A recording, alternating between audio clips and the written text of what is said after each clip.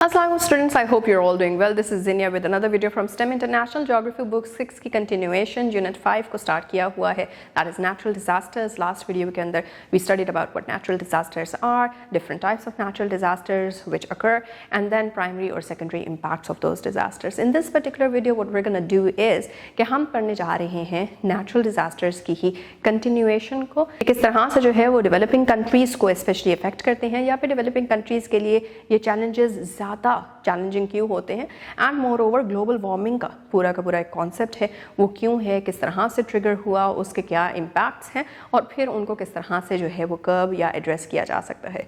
So all of that in this particular video. So why wait, let's start. तो जब हम बात करते हैं नेचुरल डिज़ास्टर्स की, स्पेशली डेवलपिंग कंट्रीज़ के फोकस के अंदर, तो हमें ये एक चीज़ समझना और जानना बहुत इंपॉर्टेंट है before starting of with anything कि डेवलपिंग कंट्रीज़ बिकॉज डेवलपिंग हैं तो इनके पास रिसोर्सेज लिमिटेड होते हैं, बजट लिमिटेड होता है, इनका इंफ्रास्ट्रक्चर लिमिटेड होता है, इनके पास उस तरह की डेवलपमेंट नहीं होती जिसके ऊपर ये बहुत ही लंबे अरसे तक रिलाई करके बैठ सकते हैं. और इन चीज़ों की वजह से क्या होता है कि जब नेचुरल डिज़ास्टर आता है तो फिर ऑफ कोर्स वो उनकी स्पेंडिंग पे, उनके रिसोर्सेज के ऊपर एक बर्डन बनता है, एक बोझ बन जाता है और उनकी सारी जितनी डेवलपमेंट हुई होती उसको वापस कुछ स्टेप्स ले आता है और दोबारा से उस मुल्क को तरक्की की तरफ बढ़ना पड़ता है. सो वो सारा का सारा जो उसने पहले तरक्की की होती है वो लॉस में चली जाती है और उस लॉस को फुलफिल नहीं किया जा सकता. सो ये सबसे बड़ा अलमिया है आपके डेवलपिंग कंट्रीज़ का when it comes to natural disasters. अब इन सारी ही चीज़ों को समझने के लिए हम कुछ फैक्टर्स में जो है वो इसको डिवाइड कर लेते हैं. नंबर 1 फॉर इंस्टेंस हमारी बुक में भी है, that is disaster resilient infrastructure. Disaster resilient infrastructure क्या होता है? इस तरह का इंफ्रास्ट्रक्चर या इस तरह की बिल्डिंग्स फॉर इंस्टेंस आप ले लें, इस तरह की कंस्ट्रक्शन जो कि नेचुरल डिज़ास्टर आए, किसी भी तरह का आए, अर्थक्वेक है, सुनामी है, व्हाट्सएवर, तो जो भी नेचुरल डिज़ास्टर आता है तो उसको वो अच्छे तरीके से जो है कवर कर ले, उससे अफेक्ट ना हो, टूटे ना, ख़राब ना हो और जो है वो सर्वाइव कर जाए उसके जितने भी डैमेजिंग इफ़ेक्ट्स थे. बट इस तरह की चीज़ें डेवलपिंग कंट्रीज़ में होना थोड़ा मुश्किल होती हैं. क्यों? क्योंकि इस तरह के कंस्ट्रक्शन या इस तरह की बिल्डिंग्स या इस तरह का इंफ्रास्ट्रक्चर डेवलप करना इज़ वेरी एक्सपेंसिव. बहुत ज़्यादा रिसोर्सेज इसमें लगते हैं और डेवलपिंग कंट्रीज़ के पास आम तौर पे इतने रिसोर्सेज नहीं होते. हमारे पास डेवलप्ड कंट्रीज़ में हाउएवर हम देखते हैं कि हमारे पास इस तरह के डिज़ास्टर रिजिलियंट इंफ्रास्ट्रक्चर जो है वो प्रेजेंट होता है. एग्जाम्पल के तौर पे जापान है. जापान में बहुत ही ज़्यादा अर्थक्वेक्स आते हैं. वो इस बेल्ट पे है पैसिफिक ओशन के वहाँ पे जो है वो अर्थक्वेक्स ज़्यादा होते हैं. हमने पढ़ा कि अर्थक्वेक्स बेसिकली मोस्टली साइक्लोन्स की वजह से एंड अदरवाइज जो है वो ट्रिगर हो जाते हैं और उसकी वजह से अर्थक्वेक्स जो हैं वो ज़्यादा आते हैं उस पर्टिकुलर बेल्ट में. अच्छा जी, अब क्योंकि जापान के अंदर वो ज़्यादा होते हैं अर्थक्वेक्स, तो उसकी वजह से Japan being a developed country had the resources कि वो अपना डिज़ास्टर या फिर वॉल्केनिक या फिर अर्थक्वेक रेजिस्टेंट जो है वो इंफ्रास्ट्रक्चर डेवलप कर पाता.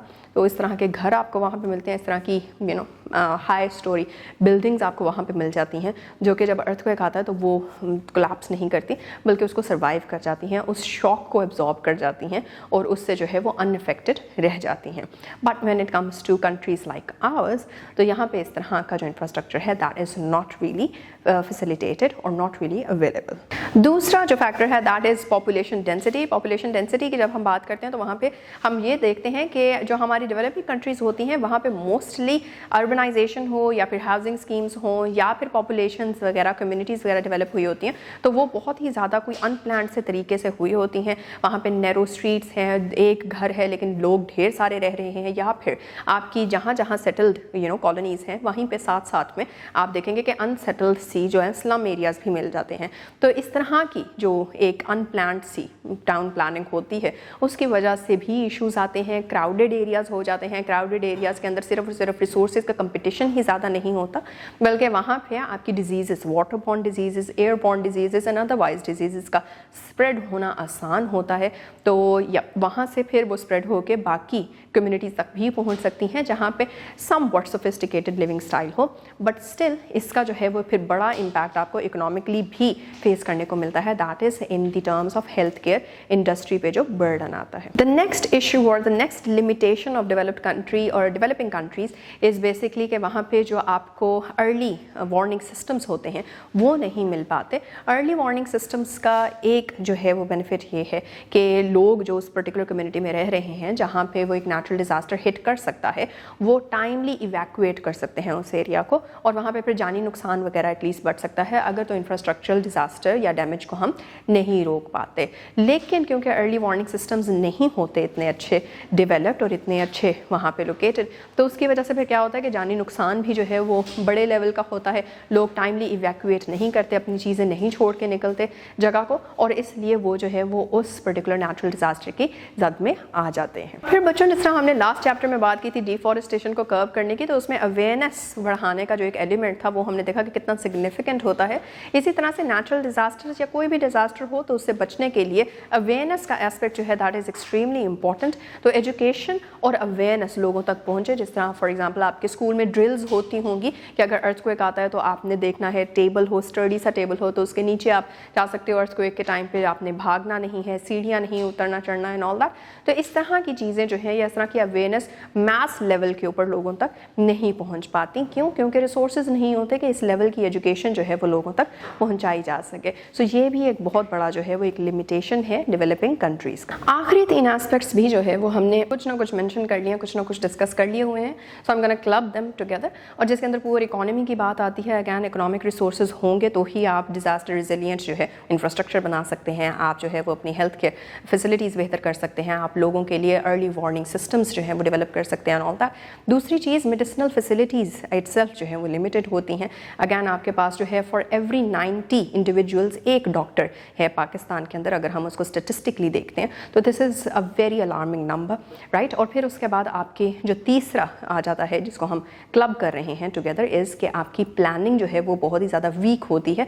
अच्छी प्लानिंग के साथ जो है वो ना ही आपके हाउसिंग स्कीम्स बनी गई हैं या फिर आपके एग्रीकल्चरल जो आपके प्लेन्स हैं उनको मेंटेन किया जाता है अच्छी प्लानिंग से, और ना ही आपका फॉरेस्ट कवर, जिस तरह आपने पिछले चैप्टर में पढ़ा कि इट्स ओनली 4.5%, जबकि वर्ल्ड वाइड जो है वो एक थ्रेशोल्ड ये होना चाहिए कि किसी भी मुल्क में 25% of their total land mass जो है वो फॉरेस्ट कवर के अंडर आना चाहिए। तो इस तरह से चीज़ें नहीं हैं, प्लानिंग नहीं है, रूल्स एंड लॉज जो है वो उस तरह से नहीं मेंटेन किए जाते, फॉलो किए जाते, और इन सब चीज़ों की वजह से डेवलपिंग कंट्रीज़ के अंदर इशूज़ आते हैं when it comes to curbing the challenges which come with natural disaster. The next topic that we are covering in this particular video is global warming, और ग्लोबल वार्मिंग के फिर आगे consequential effects क्या होते हैं। सो global warming को सबसे पहले तो हमने समझना है कि ग्लोबल वार्मिंग है क्या। ग्लोबल वार्मिंग मीन्स कि जो ओवरऑल ग्लोब का टेम्परेचर है वो दिन ब दिन बढ़ता जा रहा है, और इसके बढ़ने के पीछे कोई ना कोई रीजंस हैं। एक रीज़न तो ये थी कि जब अगर आपने CFCs का नाम सुना होगा, आपने साइंस में पढ़ा होगा कि CFCs क्लोरोफ्लोरोकार्बन्स जिस तरह की जो गैसेस थी जब वो रिलीज़ होती थी आपकी मशीन से, ACs वगैरह से एट्सेट्रा, तो वो जाती थी सीधा आपकी ओजोन लेयर को डिसरप्ट करने, और जैसे ही ओजोन लेयर डिसरप्ट हुई तो सन एक्सपोजर जो है वो बढ़ गया, सनलाइट ज़्यादा जो है वो एंटर होने लग गई आपके एटमॉस्फेयर में और आपके सरफेस तक, अर्थ की सरफेस तक जो है वो पहुंच गई, जिसकी वजह से ओवरऑल जो है वो सरफेस का टेम्परेचर बढ़ने लग गया। एंड द सेकेंड जो सबसे मेजर एक रीज़न है behind global warming that is कि कार्बन की जो प्रोडक्शन है या कार्बन डाइऑक्साइड की जो प्रोडक्शन है इन दी एटमॉस्फेयर वो ज़्यादा है। कार्बन डाइऑक्साइड एक ऐसी गैस है जिसका एक ब्लैंकेट इफेक्ट होता है। ब्लैंकेट इफेक्ट क्या होता है? वो ये होता है कि वो हीट वेव्स को ट्रैप कर लेती है और उस हीट वेव को ट्रैप करके फिर उसको वहाँ से रिलीज़ नहीं होने देती। तो जितना कार्बन डाइऑक्साइड ज़्यादा होगी, more over carbon dioxide is a very heavy gas. Heavy gas होने की वजह से वो अर्थ की जो निचली सतह है, जो उसकी सरफेस है, उसके पास इकट्ठा हो जाती है और वहाँ पे इकट्ठी होती है और फिर हीट भी वहाँ पे ट्रैप कर लिया, इसलिए हमारे इर्द गिर्द टेम्परेचर जो है वो बढ़ता जाता है। मोर ओवर जिस तरह हमने फॉरेस्ट कवर्स की बात की कि दुनिया के अंदर वैसे ही फॉरेस्ट कवर्स कम होते जा रहे हैं, स्पेशली अमेज़न रेन फॉरेस्ट की भी हमने बात की कि लंग्स ऑफ द अर्थ जिनको कहा जाता है, उनका भी दिन ब दिन जो है वो वॉल्यूम या फिर लैंड मास डिक्रीज होता जा रहा है। तो इसकी वजह से फिर ये कार्बन डाइऑक्साइड रिसाइकल नहीं हो पाता और जब कार्बन सिंक्स ख़त्म होते जाएंगे तो उसकी वजह से कार्बन डाइऑक्साइड वैसे ही एटमॉस्फेयर में बढ़ती जाती है। जितनी कार्बन डाइऑक्साइड ज़्यादा होगी उतनी हीट ज़्यादा ट्रैप होगी और उतना ही ग्लोबल टेम्परेचर ज़्यादा बढ़ता जाएगा। So this is the entire concept of global warming. अब हम आ रहे हैं towards the consequences of global warming. Effects of of global warming बच्चों आप बुक में देख रहे हैं पेज 76 से स्टार्ट हो रहा है कि ग्लोबल वार्मिंग जो है वो सीवियर वेदर पैटर्न्स को जो है आगे ट्रिगर करता है। वेदर पैटर्न्स में हमने पहले भी जो है वो नेचुरल डिजास्टर्स को पढ़ लिया है, उसकी इंटेंसिटी किस तरह से बढ़ती है, आइए वो देख लेते हैं। सबसे पहले आपके पास साइक्लोन दिखाया गया है फिगर 5.4b में। तो इट सेज कि ग्लोबल वार्मिंग मेक्स सी सरफेस वार्मर। अब जैसे ही सी की सरफेस वार्म होती है वैसे ही क्या होता है कि हवा जो है वो ऊपर को उठने लगती है। जैसे ही हवा ऊपर को उठती है तो नीचे जो सतह होती है आपकी ओशन की, वहाँ पे लो प्रेशर जो है एरिया डेवलप हो जाता है। लो प्रेशर एरिया डेवलप होने की वजह से हमने पढ़ा कि किस तरह से the wind starts whirling and world होने पे वो साइक्लोन में तब्दील हो जाती है। और साइक्लोन फिर उसके बाद जो है वो एज अ नेचुरल डिज़ास्टर ढेर सारी आपको इकोनॉमिक, इंफ्रास्ट्रक्चरल और जो आपकी ह्यूमैनिटेरियन क्राइसिस है वो आपके सामने लेकर आता है। कुछ एग्जांपल्स जो आपकी बुक में दी गई हैं of the most intense and frequent cyclones, वो है जी साइक्लोन नेम्ड हार्वी जो कि 2017 में आया था, और एक और साइक्लोन है नेम्ड डोरियन जो कि 2019 में आया था। और ग्लोबल वार्मिंग की वजह से ये साइक्लोन्स और ज़्यादा पावरफुल होते जा रहे हैं। क्योंकि टेम्परेचर इंक्रीज, अगैन सी सरफेस से जो है वो warmer air it rises above, low pressure areas ज़्यादा फ्रीक्वेंटली बनते हैं और ज़्यादा फ्रीक्वेंटली बनने की वजह से साइक्लोन्स और स्ट्रॉन्ग और ज़्यादा फ्रीक्वेंट होते हैं। The second is heat waves, जो कि आपने जो है वो लास्ट ये जो समर था उसके अंदर यूरोप में स्पेशली, जबकि वो ठंडा इलाका है, वहाँ पे हीट वेव्स का जो है वो पूरा का पूरा एक फिनोमिना फेस करने को मिला और बहुत से लोग जो हैं वो उन्होंने सफ़र किया और बहुत सी डेथ भी हुई हीट स्ट्रोक के अंडर।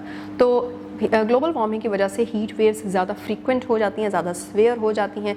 इसकी वजह से लोगों की हेल्थ पे जो है वो असर पड़ता है। वाइल्ड फायर्स जो हैं वो बढ़ जाती हैं।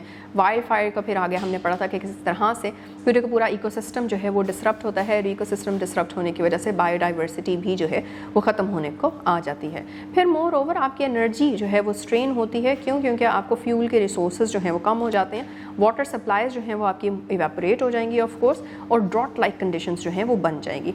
और इसी से हम आगे पहुंचते हैं अपने थर्ड इफेक्ट के ऊपर, दैट इज़ ड्रॉट। तो ग्लोबल वार्मिंग की वजह से ड्राइनेस इंक्रीज़ होगी। ड्राइनेस इंक्रीज़ होगी, वेपोरेशन रेट बढ़ जाएगा। वेपोरेशन रेट बढ़ने की वजह से सॉइल में से भी जो पानी था वो भी वेपोरेट हो जाता है। वाटर बॉडीज़ में तो वेपोरेट हो ही रहा था, और इसकी वजह से जो है वो फिर ड्रॉट लाइक कंडीशंस आती हैं। और drought is then directly related to the conditions of famine. ऐसे ही हम बढ़ जाते हैं अपने अगले इफेक्ट की तरफ। अगला इफेक्ट इज़ फ्लड्स। तो जिस तरह से टेम्परेचर बढ़ जाता है तो आपकी माउंटेन पीक्स जो हैं, जहाँ पे हमने देखा था कि ग्लेशियल जो आपके लेक्स होते हैं वो प्रेजेंट होते हैं, वहाँ पे टेम्परेचर बढ़ेगा तो ऑफ कोर्स वो जो आइस है सारी की सारी, या आइस शीट्स हैं अगर आपके माउंटेन पीक्स पे, तो वो मेल्ट होना शुरू होती हैं फास्टली। और जितना ही जल्दी मेल्ट होंगी उतना ही जल्दी वो नीचे को मूव करेंगी, और नीचे को मूव करते करते क्या होगा कि वो फ्लड कॉज करती हैं। तो पाकिस्तान के अंदर डेवास्टेटिंग फ्लड्स की 2 एग्जांपल्स 2010 में आई और 2022 में आई थी। And then we have another effect which is wild fires. Wild fires में क्या है, अगैन हम पढ़ चुके हैं पहले भी कि वाइल्ड फायर में क्या होता है कि क्योंकि टेम्परेचर बढ़ जाता है और आपकी जो हवा है, एटमॉस्फेयर है, वो ड्राई हो गई है। सिर्फ एटमॉस्फेयर ही ड्राई नहीं हुई बल्कि आपके जितने भी प्लांट्स हैं या फिर फॉरेस्ट एरियाज़ हैं वो भी डैम्प से ड्राई होते जाते हैं। तो वहाँ पे फिर आग लगना जो है वो बहुत ही ज़्यादा आसान हो जाता है। वहाँ आग लगती है, स्प्रेड करती है, और वहाँ पे फिर बहुत से जितने भी वहाँ पे प्लांट स्पीशीज़ थी या फिर जो एनिमल स्पीशीज़ थी वो सारी इफ़ेक्ट होती हैं और सारी की सारी एक्सटिंक्शन की तरफ बढ़ जाती हैं।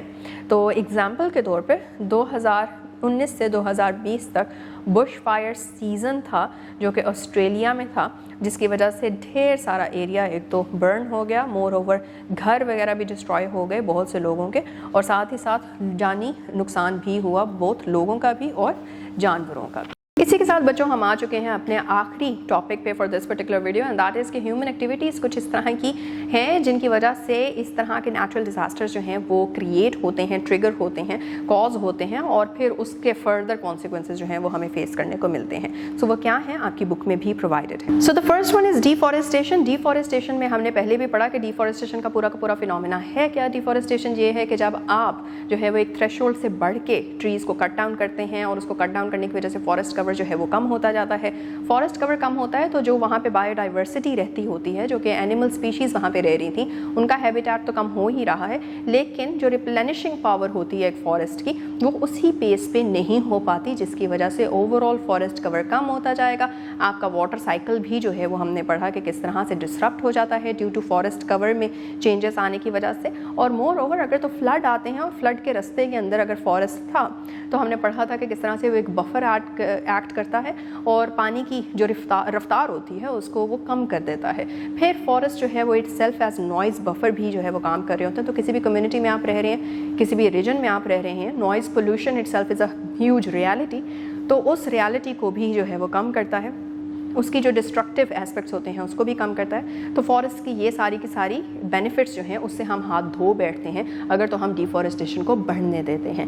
मोर ओवर हमने जो है वो फॉरेस्ट की इकोनॉमिक बेनिफिट्स को भी पढ़ा था, किस तरह से डिफरेंट मार्केट्स में उसका शेयर बनता है, फार्मास्यूटिकल इंडस्ट्री के अंदर, कॉस्मेटिक इंडस्ट्री के अंदर, पेपर इंडस्ट्री के अंदर, सो एंड सो, और ये सारी की सारी चीज़ें जो हैं वो डिसरप्ट हो जाती हैं। तो ये मैन एक्टिविटीज़ ही हैं जिनकी वजह से डिफॉरेस्टेशन बढ़ता है और उसकी वजह से जो है वो बाकी आपके काम कम होते जाते हैं, ख़त्म होते जाते हैं। मोर ओवर डिफॉरेस्टेशन की वजह से भी ग्लोबल वार्मिंग बढ़ती है। कैसे?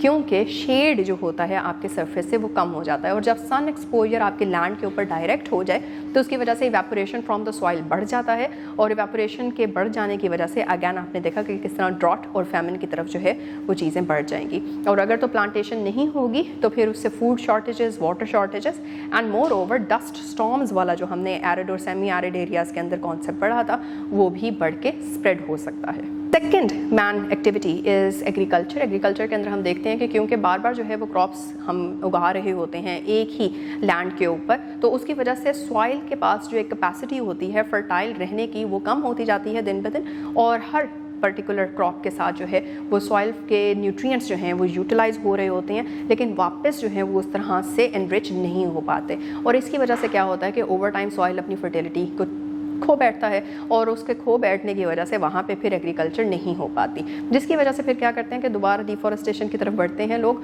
और फिर वहाँ पे जो है, क्योंकि हमने पढ़ा था फॉरेस्ट जो है वो अपने आप को या अपनी सॉइल को किस तरह से रिजुविनेट करते रहते हैं, coming from the organic decomposition जो वहाँ पे होती रहती है, ऑर्गेनिकली जो वहाँ पे न्यूट्रिएंट्स बनते जाते हैं आपकी सॉइल के अंदर, वो सारी चीज़ें आर्टिफिशियली नहीं होती। तो जैसे फिर आप डिफॉरेस्टेशन की तरफ बढ़ते हैं और फिर वहाँ से सॉइल को आप यूटिलाइज करते हैं, फिर वहाँ के न्यूट्रिएंट्स खत्म हो जाते हैं और ये एक साइकिल बढ़ता जाता है, जिसकी वजह से आपकी सॉइल की ओवरऑल हेल्थ जो है वो ख़राब होती जाती है। Next is urbanisation. अर्बनाइजेशन में भी आपने कभी ये टर्म सुनी हो कि we all live in concrete jungles, और इसका कहने का मकसद ये है कि ये सारी की सारी जो कॉन्क्रीट से आपकी बिल्डिंग्स हैं, आपका इंफ्रास्ट्रक्चर है, आपकी रोड्स हैं, सो एंड सो, जहाँ जहाँ कॉन्क्रीट इस्तेमाल होता है, कॉन्क्रीट की एक कैपेसिटी होती है हीट एब्जॉर्प्शन की, जिसकी वजह से जो टेम्परेचर है वो ओवरऑल वैसे ही बढ़ जाता है। तो ग्लोबल वार्मिंग के अंदर आपकी कॉन्क्रीट बिल्डिंग्स का भी जो है वो बहुत ही ज़्यादा एक पर्टिकुलर रोल है, कंट्रीब्यूशन है। और जैसे जैसे जो है वो टेम्परेचर या कंक्रीट की बिल्डिंग्स बढ़ती जाएंगी तो टेम्परेचर बढ़ता जाएगा, ग्लोबल वार्मिंग भी आपकी बढ़ती जाएगी, और इसकी वजह से अर्बनाइजेशन के थ्रू जो है वो आपकी ग्लोबल वार्मिंग या फिर नेचुरल डिजास्टर्स जो हैं वो ट्रिगर हो सकते हैं। जैसे कि हमने देखा कि ग्लोबल वार्मिंग की वजह से कौन कौन से नेचुरल डिजास्टर्स हैं जो कि आगे ट्रिगर हो जाते हैं। We have industrial activities. अब ऑफ कोर्स क्योंकि इंसान ने जो है वो सर्वाइव करना है और इंसान जो है वो डेवलप करता जा रहा है, तरक्की करता जा रहा है, नई चीज़ें जो है वो डिस्कवर करता जा रहा है और इन्वेंट करता जा रहा है। ऐसे ही इंडस्ट्रियल रेवोल्यूशन से लेकर आज तक जितनी भी इंडस्ट्रीज़ बन चुकी हैं, जितने भी नए तरह के प्रोडक्ट्स जो हैं वो हम बना रहे हैं, एग्जाम्पल के तौर पे अगर मैं आपको बताऊं, एक टी शर्ट के पीछे जो है वो कई हज़ार गैलन पानी के जो हैं वो इस्तेमाल होते हैं, तब जाके आपको एक टी शर्ट बन के मिलती है। तो आप खुद इमेजिन करें कि एक इंसान जो है वो किस लेवल के ऊपर नेचुरल रिसोर्सेज को एक्सप्लॉइट करता जा रहा है और उसको रिप्लेनिश होने का टाइम नहीं दे रहा, जिसकी वजह से नेचुरल डिजास्टर्स जो हैं वो ज़्यादा फ्रीक्वेंट और ज़्यादा कॉमनली जो हैं वो हमारे सामने आ रहे हैं। ओवर इंडस्ट्रियल एक्टिविटीज़ के अंदर सिर्फ और सिर्फ जो है वो यूज़ ऑफ रॉ मटेरियल ही एक इशू नहीं है, बल्कि आपका जो आउटपुट है वो भी एक बहुत बड़ा इशू है। जब आप कोई भी चीज़ प्रोड्यूस करते हैं तो उसके बाय प्रोडक्ट्स भी बन रहे होते हैं। फॉर एग्जांपल आपकी ब्रिक किल्न्स की अगर बात करते हैं, जहाँ पे ईंटें बनती हैं, तो वहाँ पे फिर जो है वो हवा में ऑफ कोर्स आपके एयर पोल्यूशन में ऐड होती है, स्मोक जो है वो रिलीज़ हो रहा होता है, कार्बन पार्टिकल्स सूट जिसे कहते हैं वो रिलीज़ हो रहा होता है, कार्बन डाइऑक्साइड इटसेल्फ रिलीज़ हो रही है। कंबशन का प्रोसेस जहाँ जहाँ होगा वहाँ पे ये सारी चीज़ें रिलीज़ हो रही होंगी, और कार्बन डाइऑक्साइड का ज़्यादा रिलीज़ अगैन ग्लोबल वार्मिंग के साथ जो है वो अटैच्ड है। जैसे जैसे टेम्परेचर बढ़ता जाएगा अगैन वही चीज़ वहीं पे हम आ रहे हैं कि सारी के सारी नेचुरल कैलेमिटीज़ जो हैं, डिजास्टर्स जो हैं वो भी मल्टीप्लाई मल्टीप्लाई होते जाएंगे। एक्टिविटी जो आती है मैन मेड वो है जी आपकी माइनिंग की एक्टिविटी। और माइनिंग के लिए जैसे जैसे जो है वो माइनिंग का प्रोसेस बढ़ता जाता है उसी तरह से आपका जो लैंड है वहाँ पे वाइब्रेशंस कॉज होंगी। उस वाइब्रेशंस की वजह से जो है वो लैंडस्लाइड्स हैं, लैंडस्लाइड्स नहीं हैं तो अर्थक्वेक्स हैं, एट्सेट्रा एट्सेट्रा। और ये सारी की सारी चीज़ें फिर और मल्टीपल जो है वो नेचुरल डिजास्टर्स की तरफ ले जाती हैं। मोर ओवर वहाँ पे जो लोग काम कर रहे होते हैं उनके लिए बहुत ही ज़्यादा जो है वो डैमेजिंग सी कंडीशंस होती हैं। दे आर नॉट, अगर तो हम डेवलपिंग कंट्रीज़ की बात करें, so they are not facilitated with the right equipment जिससे जो है वो अपनी जान को जो है वो बचा सकते हैं, जिससे वो अपनी हेल्थ को जो है वो बचा सकते हैं। सेफ्टी प्रिकॉशंस जो हैं वो उनके लिए इतने बेहतर नहीं होते। और इन सारी चीज़ों की वजह से जो है फिर ऑफ कोर्स उन लोगों का हेल्थ केयर डिपार्टमेंट के ऊपर भी जो है वो एक बर्डन बन जाता है और ओवरऑल एक मल्टीप्लाइड एक कंपाउंड इफेक्ट जो है वो हमारे सामने आता है। Then we have pollution. Pollution कई तरीकों का है, कई तरह का है। जिस तरह फॉर एग्जांपल एयर पोल्यूशन की हमने बात की, जब हमने इंडस्ट्रियल एक्टिविटीज़ की बात की तो उसके अंदर हमने एयर पोल्यूशन को देखा, नॉइज़ पोल्यूशन भी वहाँ से जो है वो आता है। उसके अलावा हम वाटर पोल्यूशन भी देख लेते हैं कि जैसे इंडस्ट्रीज़ बनती हैं तो वहाँ से कुछ केमिकल्स जो हैं जिनको एफ्लुएंट्स कहा जाता है, this might be a new term for you, but effluents is कि वो सारी की सारी बाई प्रोडक्ट, वो सारा का सारा वेस्ट प्रोडक्ट जो कि आपकी इंडस्ट्रियल पाइपलाइन से निकल के आपकी वाटर जो बॉडीज़ हैं रिवर्स के अंदर या लेक्स के अंदर वगैरह उसको डिस्चार्ज कर दिया जाता है। और वहाँ से फिर जो आपकी फिशरीज़ होती हैं या फिर जो आपके एक्वेटिक पूरा का पूरा इकोसिस्टम होता है वो सारा का सारा डिस्टर्ब हो जाता है। और इसी तरह से वही पानी फिर वाटर बॉर्न डिजीज़ की तरफ जो है वो बढ़ता है और लोगों तक वो डिजीज़ जो हैं वो पहुँच जाती हैं। So this is how pollution का जो है वो भी एक कंपाउंड इफेक्ट आपके सामने आ जाता है। And next and the last one is the construction of dams. Dams को कंस्ट्रक्ट करते हैं तो ऑफ कोर्स वहाँ पे वाटर चैनल जो है वो आप डाइवर्ट कर रहे होते हो। आप वाटर चैनल को डाइवर्ट करते हो तो उसकी नेचुरल जो फ्लो है उसको ऑब्स्ट्रक्ट कर देते हो। मोर ओवर वो इकोसिस्टम्स जो पहले वाले चैनल पे सर्वाइव कर रहे थे, जो बायोडाइवर्सिटी उस पर थ्राइव कर रही थी, वो फिर नेक्स्ट उस पर थ्राइव नहीं कर पाती है और वो एक्सटिंक्शन की तरफ चल जाती है। और वही पानी फिर जब डैम्स के अंदर आता है तो वो साथ में अपने सिल्टेशन का प्रोसेस लेकर आ रहा है, specially when it is coupled with deforestation.